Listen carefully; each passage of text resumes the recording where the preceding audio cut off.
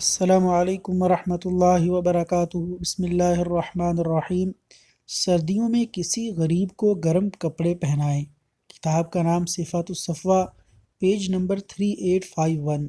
سفیان ثوری رحمہ اللہ فرماتے ہیں، شام سے ایک شخص آیا اور کہا، مجھے صفوان بن سلیم کا بتاؤ، میں نے انہیں جنت میں داخل ہوتے دیکھا ہے۔ میں نے پوچھا کس نیکی کی وجہ سے؟ کہا ایک انسان کو ایک قمیص پہنانے کی وجہ سے۔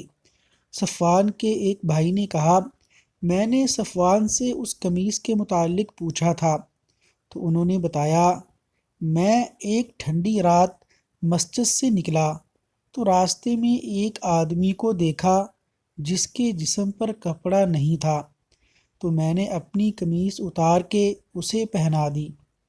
تو لہٰذا ہمیں بھی چاہیے کہ ہم بھی دوسرے لوگوں کا خیال رکھیں اور ان کی ضروریات کو پورا کریں۔